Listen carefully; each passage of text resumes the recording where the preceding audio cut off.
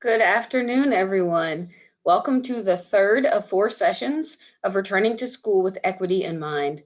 We're delighted to have you here with us again today. My name is Kimberly Dickerson. I am a postdoctoral researcher with Youth-Nex and the Equity Center, the two centers at UVA that co-sponsored this series. Youth-Nex aims to expand and apply the science of positive youth development to address societal challenges, and the Equity Center works to redress racial and socioeconomic inequities in university communities like ours. We invite you to visit both centers' websites, follow them on social media, or sign up for the Youth-Nex newsletter to learn more about ongoing work. I'd also like to introduce Leslie Boreen, the Assistant Director of Communications for Youth-Nex, who will be helping to moderate today's session. Before I introduce today's speakers, we have a few housekeeping notes. For those of you who have joined us in the previous weeks, this will sound familiar. As a webinar participant, you are automatically muted. However, you can ask questions throughout the session using the Q&A option located at the bottom of your Zoom screen. During the designated Q&A time, you can use the raise your hand option, and we will unmute you so you can speak directly with the presenters. We are recording this presentation, and it will be available online on our website by tomorrow. The slides from today's presentation will also be available on our website. Finally, if you are interested in receiving professional development credit for attending the webinar, you can contact Youth-Nex for documentation, and that's youth, YOUTH-NEX @virginia.edu. I would now like to introduce our speakers for today, who will be talking about creating and sustaining equitable classroom communities. Abigail Amako Kaiser, a former elementary classroom teacher in local schools, is currently a postdoctoral research associate at the Curry School of Education and Human Development, and a newly appointed Fulbright Scholar. Through her teaching and research, she aims to advance our understanding of how teachers can practice in equitable ways to ensure positive educational experiences for marginalized students. That includes Black students, children of color, and children from immigrant backgrounds in the United States and in Ghana. Brian Kaiser is a doctoral candidate at the Curry School of Education and Human Development, where his work centers on culturally responsive teaching and equity and access for first-generation college students. He taught for 10 years in Albemarle County and Charlottesville City Schools and is the former AVID coordinator at Charlottesville High School. Brian also founded and leads Seville First Gen, a group that supports first-generation college students in Charlottesville. So Brian and Abigail, I will turn it over to you. Kim? Now you're unmuted. Okay. Thank you, Kim, for the introduction. We're gonna pull the video and PowerPoint slides up.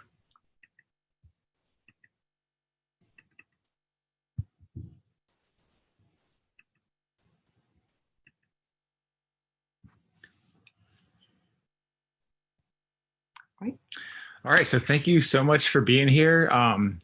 We're talking today about building and sustaining safe, equitable, and culturally responsive learning spaces. And our learning targets, by the end of the session, we are aiming that you will have a better understanding of what it takes to create equitable in-person and virtual learning environments, and have action steps that you can take to implement and sustain an equitable in-person and virtual learning environment. And we have a lot of resources embedded within the PowerPoint, and we'll put the link up to the PowerPoint at the end of the presentation. So anything you see here that you like, you'll be able to have access to at the end of the presentation. So we're going to start our conversation with a little bit of information on why this work is important. Milna reminds us that teachers' concerns about building a classroom community is often exacerbated when students' language, experiences, ethnicities, religion, and abilities are not shared by the teacher.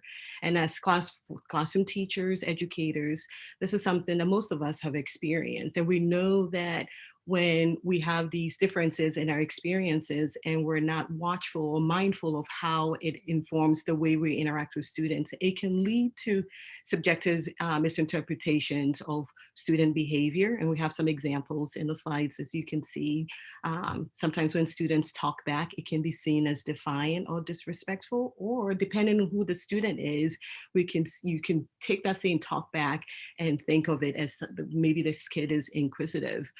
Sometimes these misunderstandings can also inform or impact the way we see students. And so the example that we have below here is another example of a cultural misunderstanding that can happen in the classroom.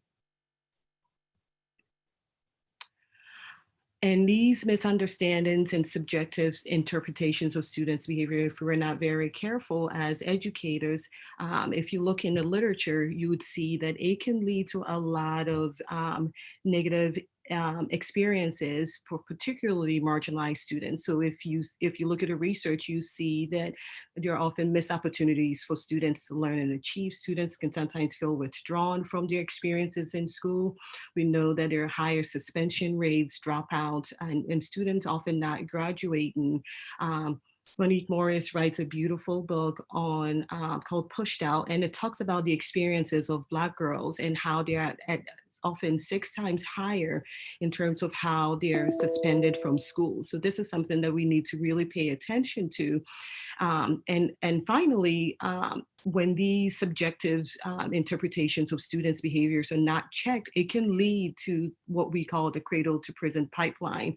And if you look at the literature again, we see that often 3rd and 4th grade reading scores are used as a predictor of prison capacity. So this is something that is very important for us as educators to understand what's in the background and what we can do as educators to help mitigate this issue. One of the things that we want to challenge you all to do is to take a look at the equity dashboard in your school divisions. This is an example from Albemarle County Schools. It's on your website. Some school divisions have it on their websites as well, and others don't. And if they don't, typically folks in the central office will be able to help you get an understanding of what's happening division-wide in terms of how students are, the experiences of students. And as an educator, you need to ask yourself, how am I countering or how am I contributing to this narrative when we look at the experiences of marginalized students? And so as we frame our work today, one thing we want to keep in mind is Bronfenbrenner's Ecological Framework. And what that does, it centers the individual in the middle, but you see the different systems that impact the individual and that the individual has impact on. And so the main goal of showing you this and framing our work through this is to show that we are all products of our environment. So who we interact with on a personal level, our family, our neighbors, our coworkers at school, our students, influences who we are in the decisions we make, as well as attitudes and ideas of mass media and society as a whole, stereotypes, cultural values, beliefs. And so as we look at this work, we want to always remember that we are products of our environment. And so if we don't like that environment, we work to change it.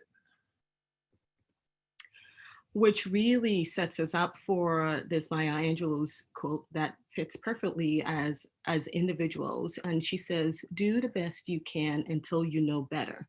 Then when you know better, do better. And so as educators, we're reminded that, as Brian said, we are products of our own environment, but there are things that we can do once we know better to help change and make the experiences of all our learners much better. So on that note, we are gonna now transition into what, in our views, what it means to create equitable learning spaces for our students. And we're gonna pull from Weinstein and her colleagues on what she means when she talks about culturally responsive learning spaces.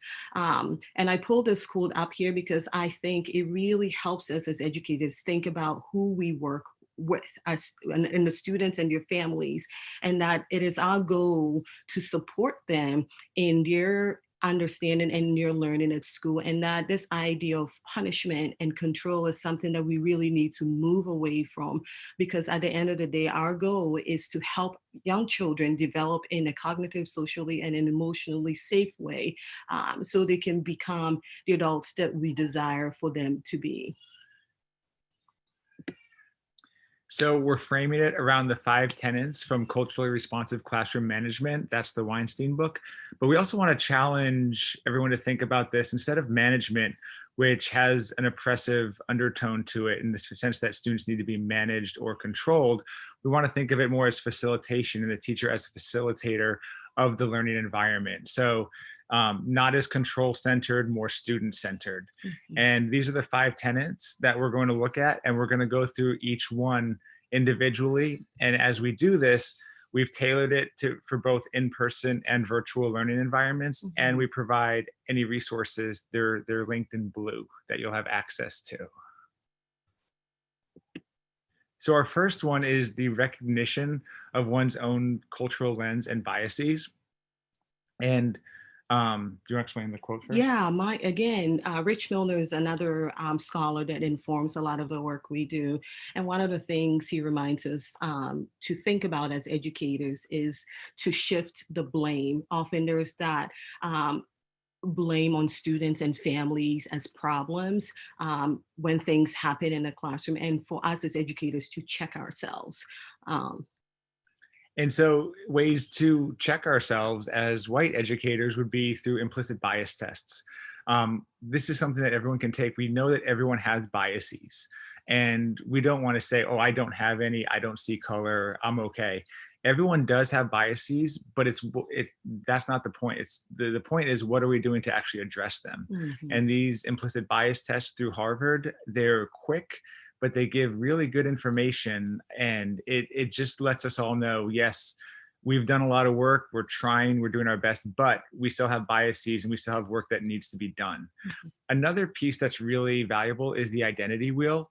And I've done this with my students, and we've had some really, really insightful conversations because of it. What it does is it helps you identify the salient parts of your identity and how you see yourself. And as we think about us as white educators, so often whiteness is seen as normalized, and everything else is seen as, quote, other. And so what the identity wheel helps us do is realize that whiteness should not be normalized, and what parts of our identity do we see and identify with the most. And that helps us as we do more reflective practice on who we are as educators and as people, and then help identify like the work we need to do next. Mhm. There are two more resources down here. The Critical Reflective Practices, again, is from Rich Milner's book, These Kids Are Out of Control. And this is an example question that is in the reflective practices that as educators you can engage in. And then Teaching Tolerance has the Common Belief Survey that as educators you can take to help you through your journey of recognizing your own cultural lens and biases. Another thing we really want folks to be able to do is being able to assess their understanding of cultures. And that's their own culture and the culture of others. And we'll get into more ways on how that can be accomplished throughout the presentation, but it's really important that we can accurately assess and say, I really understand this student's culture, or I really don't know a whole lot beyond maybe the surface level, what I can see. And I need to develop a deeper understanding of that. To do this, and a lot of this work requires us to take a listening stance, which is open, non-judgmental listening. So it's not listening and then talking back with a point, or, well, what about this? It's more just listening, accepting what you're hearing, and using that information to better yourself and to help you identify more work that you can do. Also, this idea of collaborative sense making works really well. And that's when you're basically looking at your own cultural lens and biases, but you have a team of others that are doing the same kind of work. So you can meet and talk to other people and say, this is what's going really well for me. This is a realization I've had. I'm struggling in this area. What can I do? When we work together and we have a team of teachers, whether it's within the same school or it's teachers from different schools, it's really valuable because it lets us know, A, we're not alone, B, a lot of the things that we might be challenged by, other people are also challenged by. And this piece that Brian is talking about, this collaborative sense making, the last resource on this page, the scaffolded anti-racist resource, is one of the beautiful resources I've seen in the last month, and it provides educators. It's like a scaffolded way for you to follow where you think you are in your journey of becoming an anti-racist teacher. And it gives you the resources that you need to follow as you proceed through that process.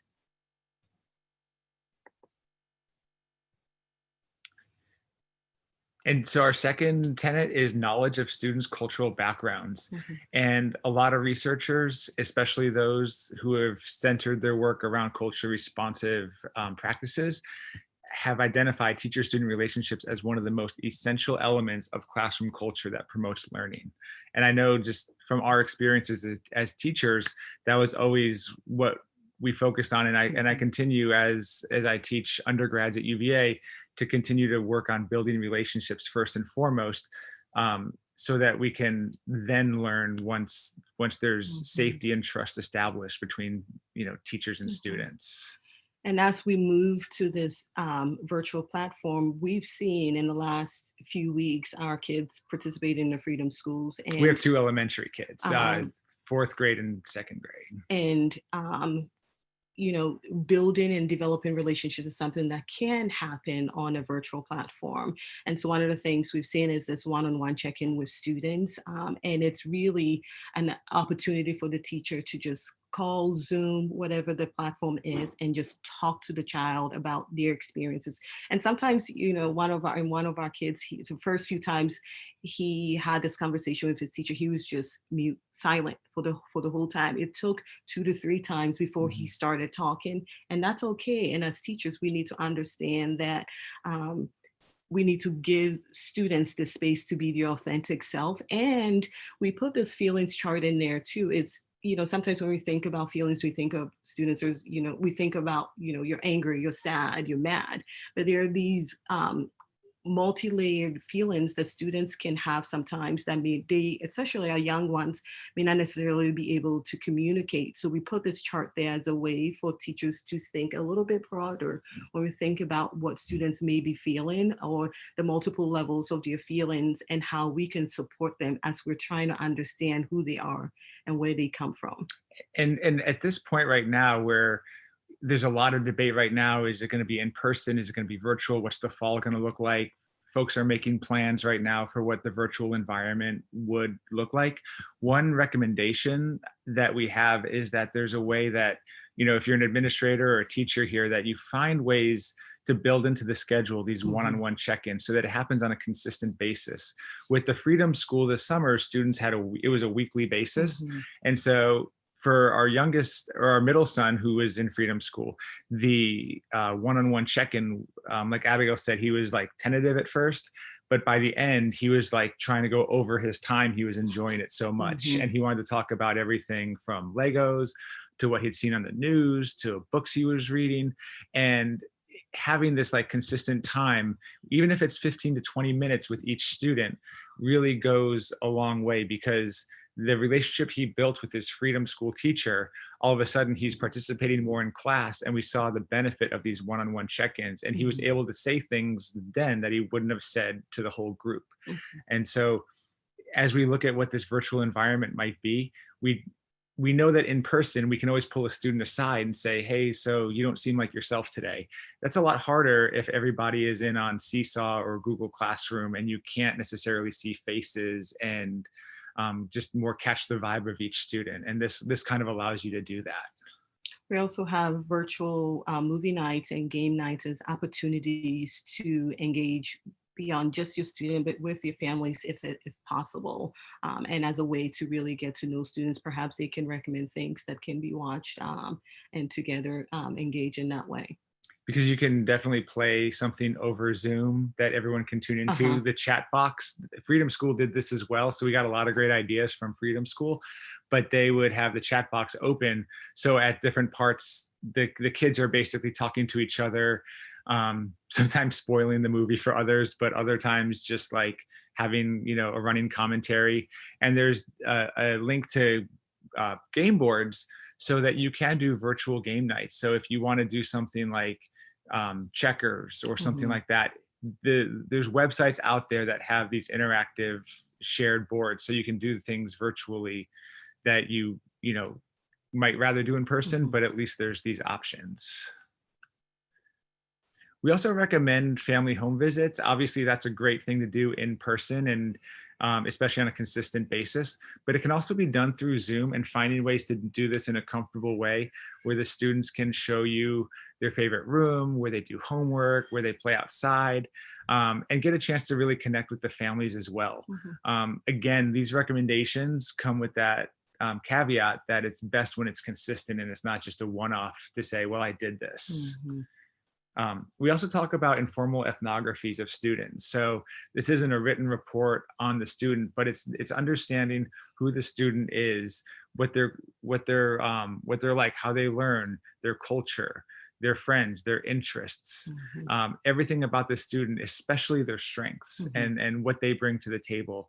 And figuring out who the student is by talking to all the different people associated with the student who might know them, including the student themselves. And again, goes back to that listening stance and not saying, oh, well, I heard this about this student. And sometimes reputations can obviously precede students. One of the things we talked about earlier was really like getting to know students on a cultural level, but sometimes, and again, earlier on, Rich Milner reminded us that we know that there are differences between our own experiences and where our students are coming from. And sometimes difference can be seen through a stereotypical lens, right? And so as educators, one of the things that we have to do is check our own stereotypes. And I've shared the TED Talk of my own experiences in high school and how my high school teacher stereotyped, and without knowing where my family was coming from and our values and why they couldn't come to school, participate in certain things because of the structure of my own family. You're talking like Richard, please. And then we also have the examples of microaggressions is a great resource for all the different types of microaggressions that can take place and happen. And before I learned about this, there were microaggressions happening in my class that I didn't always catch. And this is, the case going back to the Maya Angelou quote, when you know better, do better. But it's really important to be aware of all the different types of microaggressions that can happen so that when it does happen, whether it's in a virtual setting or in person, you can catch it, call it out, correct it, and then find a way to repair any damage that's been done to the relationship. And finally, part of like learning about your students' cultural background involves really looking at their families and the assets that they bring, and really shifting away from the deficit mindsets that we have and really looking at their funds of knowledge. What does this family have to become part of this family? And beyond the, can you come in and talk about a food that represent your family, but really dig deep and find ways to involve them in the curriculum. When students and families feel like they're a part of your classroom community, they will get to a place where they want to participate fully because they have ownership. They feel like they're part of that culture. And there's ways that you can do this through like creating projects where students interview family members to learn more about their culture. This really helps students develop their critical consciousness. For our boys, emailing or interviewing Abigail's mom gave them a whole new perspective of Ghana that they didn't have, because Abigail's mom spent most of her life in Ghana. And that really deepened our kids' knowledge of what was experienced in Ghana. And projects like this really help students develop that critical consciousness.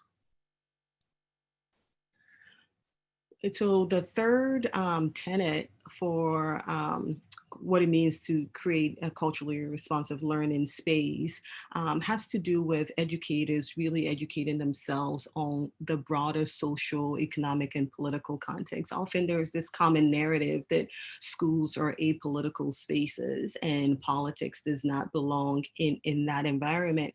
But when we take that stance, often marginalized students are the ones who suffer because they're the ones really feeling and experiencing the consequences of like discrimination, racism, and oppression.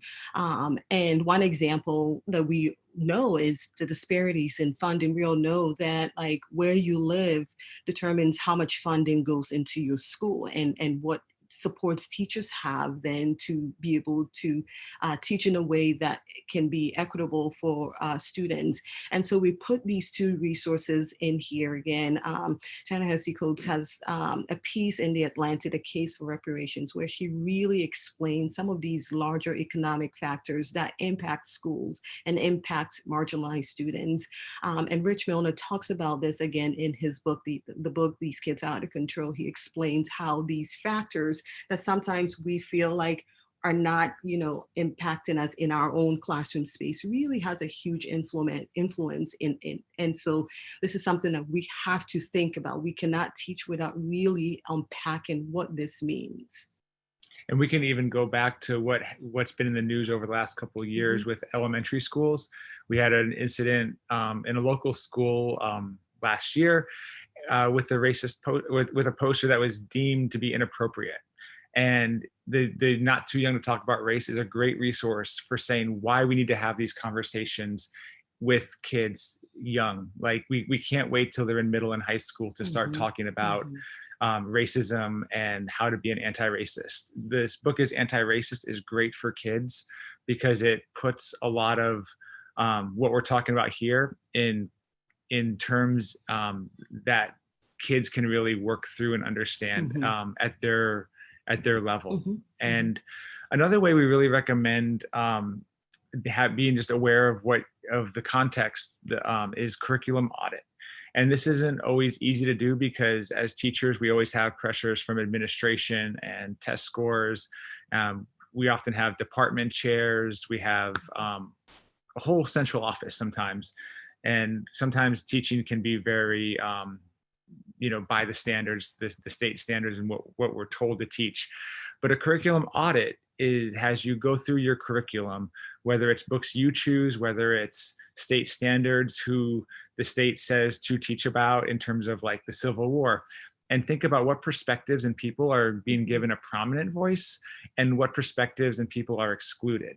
And when you look at that, like if we look at science curriculum, typically it's white male scientists who are given the most prominence and their work is centered. But we know that they're not the only ones that have contributed to science. And so how can we center other voices and perspectives? And I want to emphasize the idea of centering, because we don't just want to add on and just say, well, also you can look at this person, but instead we should center other voices and perspectives so that all students in your classroom feel like they're being represented, and that might mean we need to do some research and learn more about our field. If we don't know who else to include, we can ask, we can work with other teachers. But this culturally responsive curriculum scorecard is a great resource for as you go through your own curriculum and what you teach to say, do I center non-white, non-male voices? Am I including all perspectives of my students? Do I have what I need to have an equitable curriculum and a culturally responsive curriculum? And we also want to emphasize this idea that it's not enough to be against racism, but being anti-racist. And so addressing racism when we see it, calling it what it is. Sometimes terms like microaggressions are nicer ways to say racism. And so we want to really make sure that we do call out racism when we see it. And these are some great resources on anti-racist ideas. And this last piece, again, is from The Atlantic, and it really one of the things I love about that piece is that it puts the onus on teachers to really think about what it is about your practice that is causing a student to behave in a certain way. And again, instead of putting the blame on students and their families, really assessing your data, looking at the ethnicity. So you see your students, see their color, see their background, and look for patterns, and be asking yourself, what am I doing, and what can I do differently so that I can support my students and make the gains that they need to be making. And so now we look towards the ability and willingness to use culturally Mhm. appropriate management strategies. And again, management is italicized because we want to look more as the teacher, as the facilitator, but building those positive asset-based relationships, because we know so much of classroom management or behavior management type ideas center on an idea of control. And we also know, though, that building positive relationships where you see the student for their strengths and they know you see them for their strengths and who they are leads to less discipline issues. And so one idea to do this is by co-creating in-person and virtual class norms. So our in-person norms and our virtual class norms might look totally different. There's obviously going to be a lot of overlap in certain ideas of like respect each other and each other's ideas. But co-creating virtual class norms is a great way to have buy-in from the beginning, especially as we look at different age levels and adjusting to this virtual environment. Um, A colleague of mine, and her colleagues, they've created, and I've put the link in here, as educators, some of the things that we need to think about when, and it centers on communication, which is a huge part of supporting students and facilitating a more culturally appropriate management strategies in your class. And so that resource targets, what does communication look like when you're engaging with students and their families on a virtual background, and what you do when problems arise that you need to address. How can you actually engage with the family? So that link there is one of the resources that you can use. and also having this idea of high behavioral expectations versus strict. So strict behavioral rules is centered around control, where high behavioral expectations is, I know my kids are going to be great, and they're going to be great because of this. Where strict behavioral rules, we want to push people away from more of the strictness, and recognize that there's a huge difference between strictness and having high expectations for behavior. We're going to shift a little bit into this, in thinking about, again, the culturally appropriate management or facilitation strategies.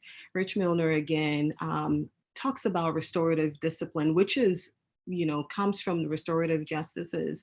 But the way he's positioned it, really think about equity, and as educators, what it is that we can do in our classrooms to support students when problems do arise, because we know it does happen. But one of the things he stresses on is this understanding that we as educators have to help children understand how their actions are affecting others, and then teaching them how to take responsibility for their actions and how they can continue to grow. And the next slide will sort of show the difference a little bit between that and punishment. So this has almost a perspective shift when we look at what happens. Often schools' approach is a punitive approach, and the restorative approach is catching on more, but it's not used as widely as I think we wish it would be. And it takes sometimes some more work and some more time. And it's really a mindset shift in how do we deal with issues when they arise. And so without reading each slide, some of the major themes with this punitive approach is that it's about the rules, it's about punishment, and the restorative approach is more about repair and how do we fix the situation so that the student who feels harmed feels better about the situation, feels like it was fixed, and that the person who offended understands how their actions impacted others, and so that they don't do that again. And so there's some great ways to do restorative justice, restorative discipline. The link below has some great videos for how teachers can facilitate conflicts when they arise. But what we want to really emphasize quickly, I mean, we could do a whole day on just restorative justice alone, but using affective language, statements, and questions. So you're not saying like, you know, you did this to me because you were jealous, but you could say, I felt bad when you did this because it embarrassed me. We have iMessages in elementary classrooms. And those iMessages shift that blame, like you're not blaming or accusing, you're saying this is how I felt. And affective questions would be very simple questions of, well, how did that make you feel? And so as you facilitate these conferences, you're hoping that these understandings are reached among the students and that these relationships are restored, as opposed to just, you know, well, you go to the in-school suspension room for 3 hours and then when you come back, you can be magically healed. And with all of this too, it goes back to relationships. Like we can't talk about relationships enough, because I think that how students interact with you, if you, and the way, the level of comfort they feel with you. I mean, some of the stories we've shared of our own teaching experience, and even our own kids, like I think really has a huge influence on how students respond to this, and giving them time to be able to do this, and understanding that when something like this, you know, negative happens and needs to be addressed, giving students that fresh start every time so that they too can feel like they can grow, and that you don't see them as the stagnant person in this box that they can't shake it. The last tenet, which we're going to go through, talks about how to build caring classrooms. And again, it ties back to this understanding of relationships again, but specifically, a classroom community has to be a space where all people can feel like they're welcomed in there, particularly our students from marginalized communities. If you again look at the literature, you know that often students of color, students from marginalized backgrounds don't feel like they belong, don't see themselves in certain classrooms, or don't feel like they're included in some of the decision makings that happens in the classroom. And so as educators, we have to take the sense of belonging as one of the key things that we have to foster in our classroom. And so whether it's through weekly face-to-face conferencing with students to talk about their learning goals, where they are, what they can do, and what you can do to support them in their growth, is one way that for students to feel connected to you and to know that you're a part of their journey as a student. You know, this piece here, no teaching list chat is another great way for teachers to get on Zoom, get on a phone call, and just talk to your students, not about academic things, but about their life. Talk about their lived experience. Have them hear you talk about your experiences. And sometimes it may start off as an awkward conversation, but over time, it takes time for these conversations to really serve as the building block for deeper relationship that will then transfer into a classroom space where students feel like they're cared for and they're loved. Particularly in these times, we really have to think about the trauma that a lot of our students are feeling in their families. Emily Warren. So I don't know if everybody saw Emily Warren's talk last week. She works for Region 10, and what's awesome is Emily and I actually shared a wall when she was at Charlottesville High School. Her office was next to my classroom, and we would talk about this a lot too, because as a teacher, I always wanted to know when I can help a student and when what the student is going through is above my level of training, and when to refer a student to somebody like Emily or to somebody else because they're more trained to help with something. And so I think as teachers, I know I felt this, like we have to have every answer to every problem our students might feel. And if we don't, we're failing. But knowing that there's other people to refer students to, and especially in these times where students might be experiencing a lot of trauma and stress and not able to share it, and we're not able to identify it. Some of the ways that I was identifying, problems within my students was through just seeing their affect every day and seeing how if a student is really low energy or their head is down or they're just not participating as much, seeing like, hey, something might be up with this student. Let me pull this student aside and talk to them. And I found out a lot of things just by doing that and was able to help students. But we can't do that now, which is why going back to these one-on-one calls can be so valuable, because we don't always get a pulse on how students are feeling virtually. And especially if students don't turn their video on or they don't participate, there could be lots of reasons why their video is not on or they're not participating, but we can't see that student or say, hey, I know that you're not being yourself today. What can I do to help you? Is everything okay? And so it's just really important to have that safe space for discussions and questions, because when students obviously have that trust, they'll tell you things that they might not tell other teachers that you can then take to, take action steps to help. And also thinking about ways to build the community of your class outside of the actual classroom.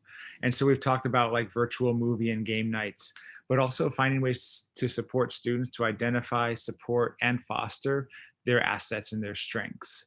And so a lot of times we do this maybe by attending their athletic event, or by their, attending their concert or their play, or by finding resources. Say, hey, I know you really like this. Look at what I found. But that changes in the virtual environment. And one of the things that we have to think about is as individuals, as people, when we have a sense of purpose, it sort of helps us, drives us to move on to the next day, or to feel excited about something. And now in particular, with everything that we see on the news, where there is, all the racism happening, all the everything with COVID and how it's impacting communities, one of the things that we can do as educators is to have our students feel like they have a sense of purpose. And it could be a class project that a group of students do together, or a whole class, or an individual, but giving them something that they can build on and take and have like action steps, whether it's in your local community, something you're doing for their family, something you're doing for their grandparents somewhere that can be shared virtually, are all great ways to foster this community in the classroom, but also move that community outside of the classroom so that they feel like they feel connected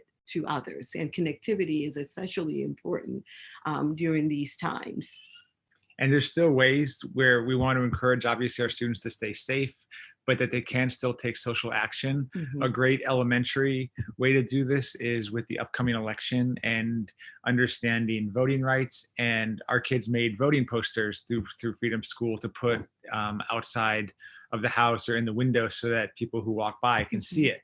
It's a great way to take social action and help students understand the inequities within society, while also recognizing that we are in a pandemic and we're not putting our students at risk to get sick.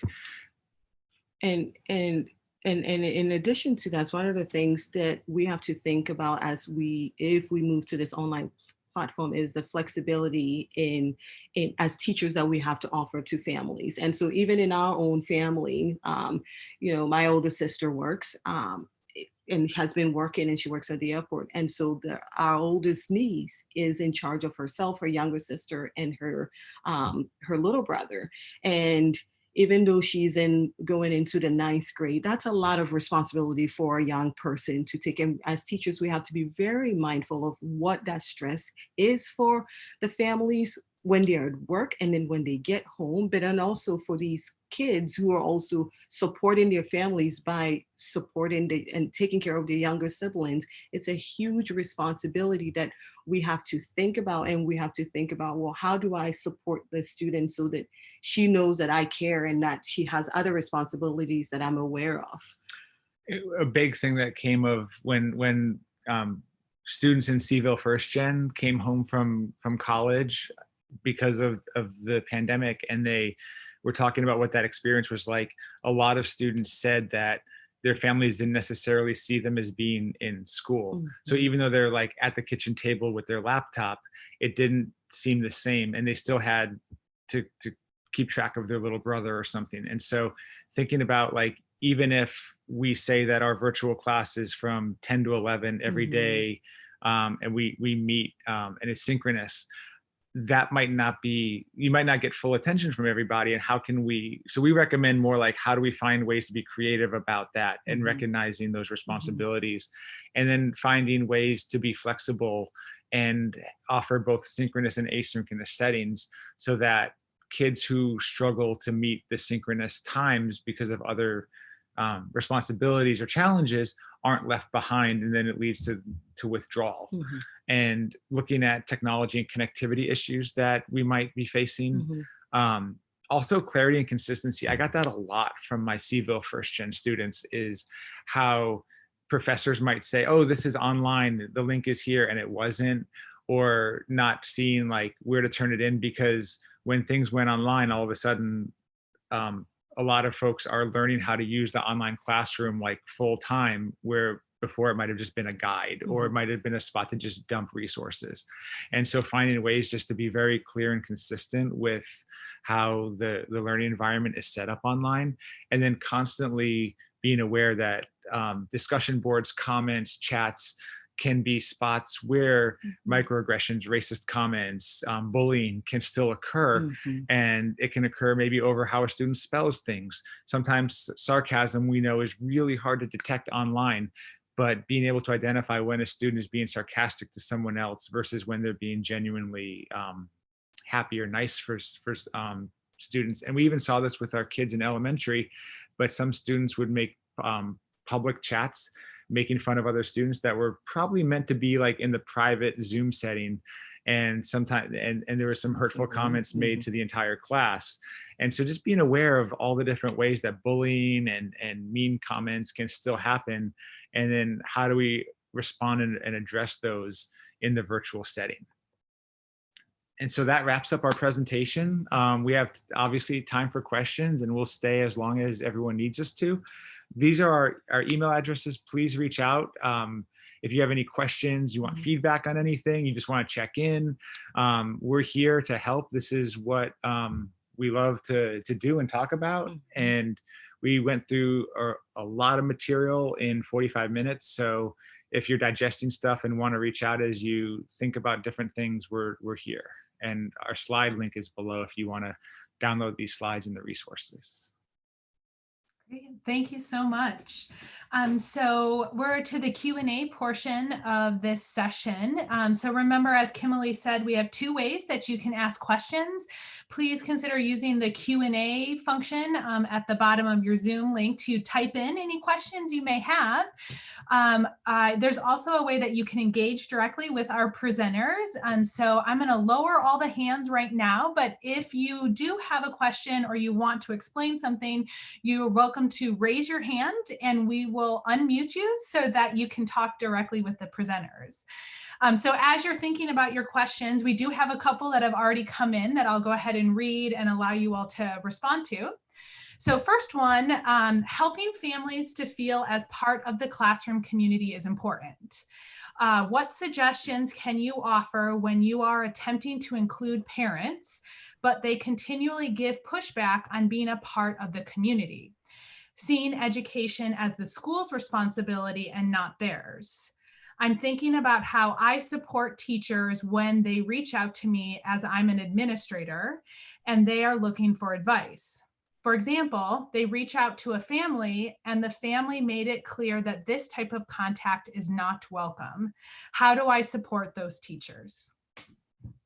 It's a great question. I actually am thinking about a student that I had, and he was living with his grandma, and he was one of my avid students, and he was struggling in another class, and the teacher had called the grandma so many times. The grandma actually contacted the school and said, can you please tell this teacher to not contact me?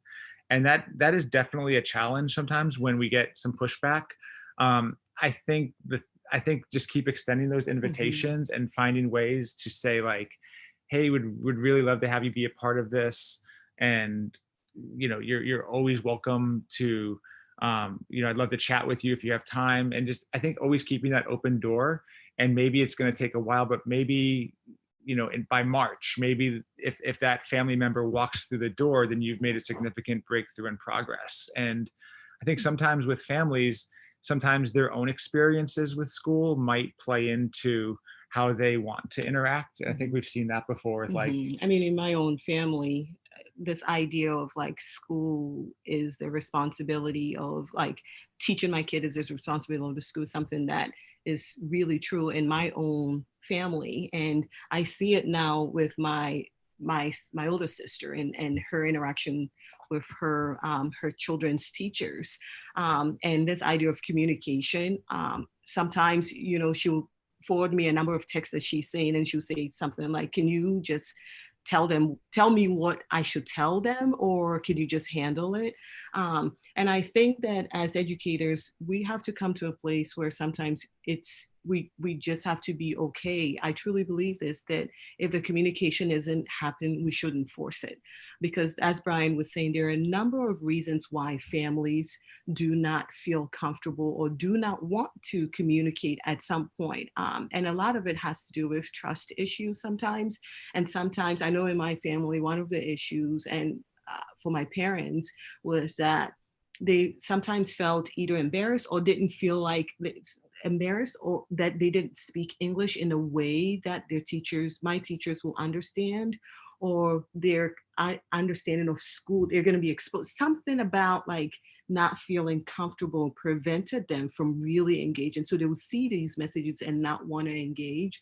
And as teachers, I think that we need to, but as Brian was saying, keep trying in different ways. But if families are finding it offensive, and then you need to stop and find another way. Maybe it's engaging with a child, maybe engaging with another teacher who have been successful connecting with a family and seeing how that works.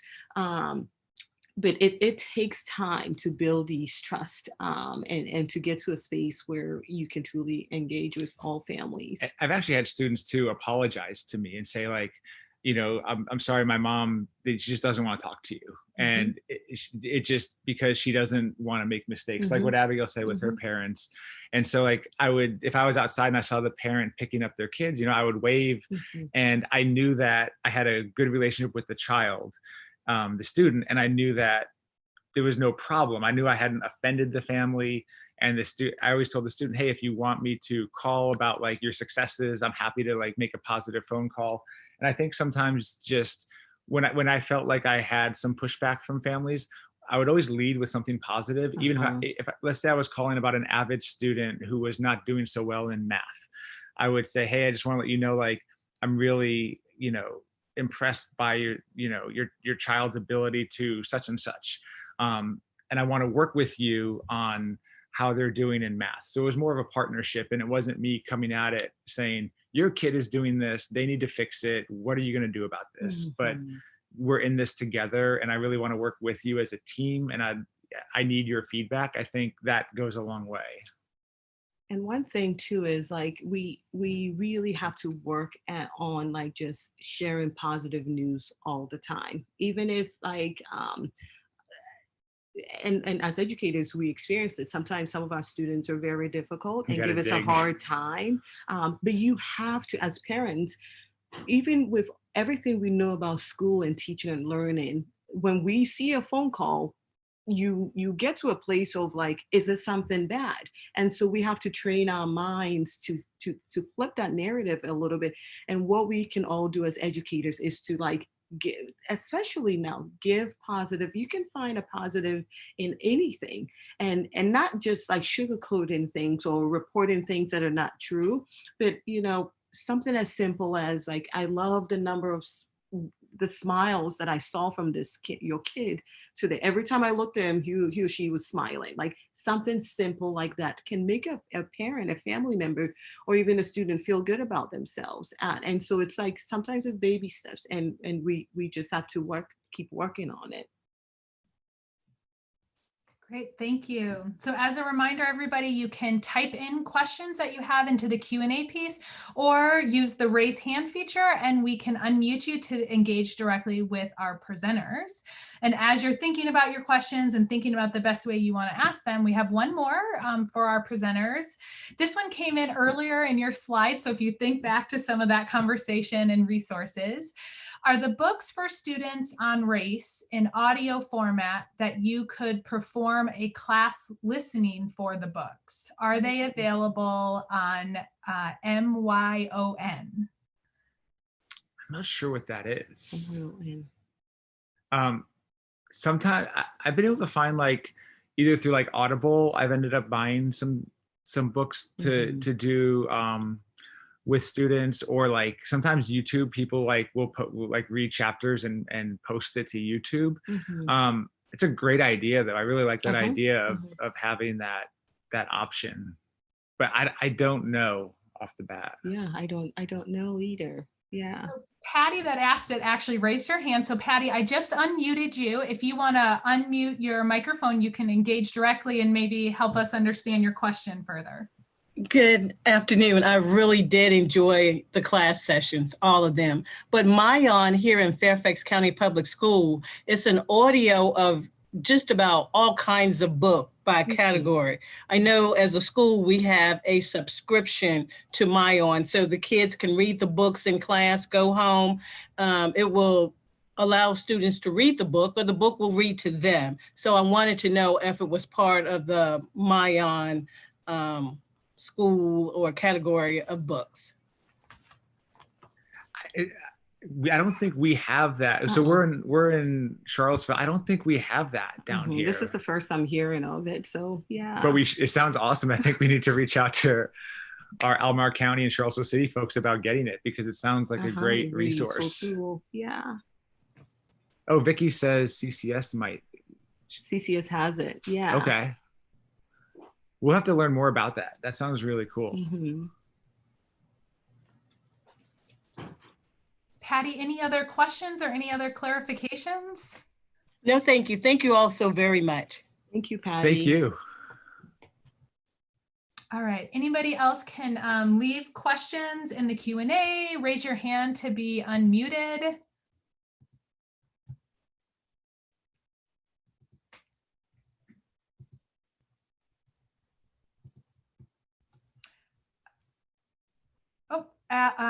Alice, I'm going to allow you to, or Alicia, excuse me, I'm going to allow you to talk. Go ahead and unmute yourself.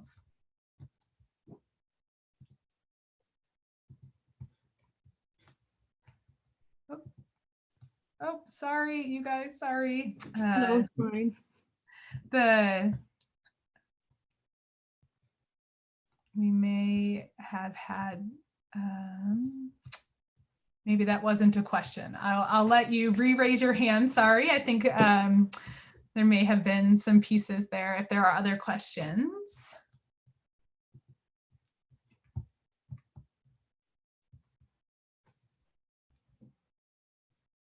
So again, you're welcome to leave questions in the Q&A or raise your hand. We probably have time for one more if there is one. Okay, so Stacy, I'm going to allow you to talk. And you can go ahead and unmute yourself, Stacy. Hey, Stacy. Hey, Abigail and Brian. Always love learning from you guys. Yeah, Stacy is my former assistant principal from Burley, so good to see you.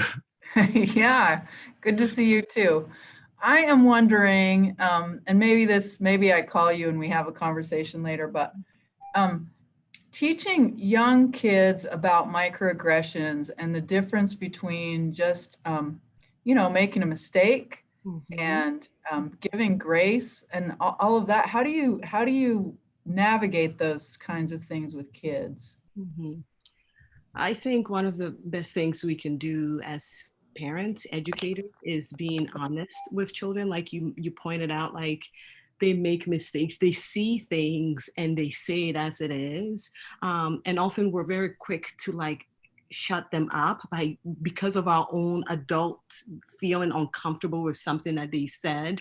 And instead of that, using that as a teaching moment to really explain why what was said is problematic or offensive, and what you can say instead of that. We've had conversations with our own children and other children our children's age about things like that, and they embrace it so well. But particularly microaggressions are things that we hear as adults, and we often don't say anything, we let it go. And the thing with microaggressions is that like this idea of it being micro, that it's not a big deal. But for folks who are on the receiving end of those microaggressions, I think I've even seen it described as a death of a thousand cuts. And you hear it and you hear it and you hear it and you internalize all these things that you're hearing, even at a very young age. We've seen it with our boys. One has a big, larger curls, and one has like a traditional, more black hair where the curls are a little more tighter. And adults will walk by and touch Miles's hair and rave about how big his curls and how nice his hair is. And it was really affecting Grant because he was like, wait a minute, what's happening? What's wrong with my hair? With my hair. And it's, people would say that this is a non-issue, but it really is it was impacting how he saw himself as an individual. And we had to really unpack it and explain. And he understood it. And he understands now when people make comments like that, like how to respond to it. And so we can empower kids with like the kids on the receiving end, like with how to respond to things like that when people say things to you that makes you feel uncomfortable. And the kids who are saying it and may not know that it's offensive, they'll be on the side of understanding how those things really affect your friends. I also feel like when I taught at a rural middle school when Barack Obama was elected president, and the comments that were coming to the school from some students were just very ugly and very rude against President Obama. And it took me time. I was a new teacher at the time, but it took me time to unpack that what a lot of the students were saying, they didn't even understand. And they were more mimicking what they've heard from their family or from people within their community. And they're more like parroting without a deeper understanding.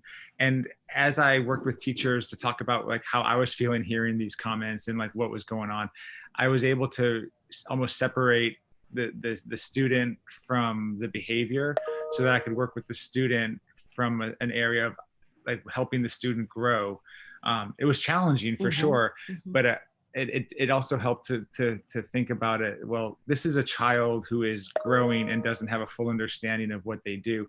I have a lot less patience with adults because I feel like adults can know better, and like kids are still like able to. So like once I was able to kind of reach that understanding, and that was with the help of others, I was able to like, I think better address what I was seeing, because recognizing that like Bronfenbrenner said, like it comes from somewhere.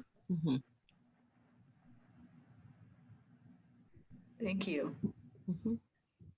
Thank you, Stacy. We have one more question that we're going to address, and then we will wrap up. So there was a question in here about thinking back to the school schedule. Assuming we start virtually, what do you suggest given the equity issues with synchronous learning for many? And hopefully I pronounced everything correctly. Another great question. I think it, yeah, you want to? One of, and I don't think we posted it, we added it, but recently I read this article about how, it was in the Medium, about how virtual learning does not work for all learners in all families. There are some families who cannot do synchronous type of virtual learning because of the responsibilities, because of connectivity issues. And so if we are thinking about equity, we have to think through pretty much step by step, what does it take for a person to be able to log on a virtual platform and participate in that class, and walk through all of those things and think through what, like the things that they need and the state of mind they need to be in. And when those things are not happening, we can't force it and make it happen. And so this article made a case for how for a small group of students, they might in fact need to be in a physical building and receiving instructions that way. And so as educators, as school leaders, this is something that we really have to think about, like when in those families that virtual learning is not an option, how do we make sure that we can still engage and support the learning of our students so that they don't continue to fall behind and have these huge gaps in their learning that will be very hard for them to recover.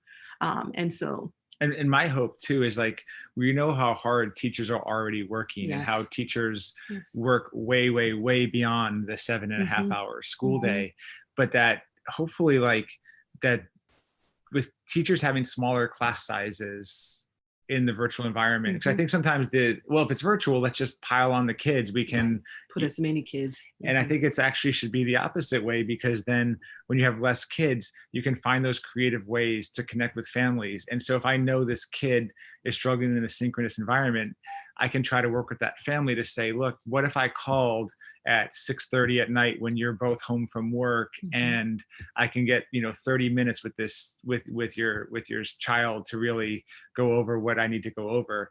When you have 40 kids or 25 kids, that becomes really hard. But with less kids, maybe we can be more creative with how we use our time and find ways to connect. But I think if we overload our class sizes, the thing, I feel like as teachers, we're already very susceptible to burnout with the high amount of hours and stress and how hard teachers work, that having less students during this time can allow us to better connect with the ones we have to address some challenges that might come up. Thank you, Abigail and Brian. I know we had a couple more questions that we didn't have a chance to answer. So thank you for joining us today. And also thank you for being available for any participants to reach out and contact you after. So if you had a couple, if you had questions. Oh, sorry, go ahead. Oh no, we're happy to answer any others if it's through email or however you want us to answer them, we're happy to. Perfect, thank you. So feel free to reach out using the email addresses on this slide. Thank you for attending, for everyone who's joined us today to watch. Thank you for Abigail and Brian for hosting and presenting. And I see thank yous in the chat. So I think everyone has really enjoyed this session today. Also, our slides, as a reminder, will be posted. The slides from today will be posted on our website by tomorrow. Also, the video for today will be posted tomorrow on our website. And next week, please join us for the fourth and last installment of the series. We will have representatives from 3 local organizations that offered educational programming this summer, that offered virtual educational programming. So we'll be talking to them about some of the challenges they faced and lessons they learned. The 3 programs joining us will be Charlottesville Freedom School, which Abigail and Brian talked a bit about today in terms of some of the things that were really effective for Miles and Grant in their learning this summer. We will also have Live Arts join us. They offer a variety of virtual camps in theater, dance, and music for ages 4 to 17. And we will have the STEAM Discovery Academy in Charlottesville. They offer virtual and in-person camps focused on STEAM. So we're excited to have them next week, same time, same day. We look forward to having you join us next week. And thank you again to Abigail and Brian for presenting today. And again, feel free to reach out directly to them with questions. And it's great to see so many familiar names from our time in the county and city. So such a pleasure. Yeah. Thank you. Thank you. Leslie. Bye, everyone. Bye. Thank you all. Thank you.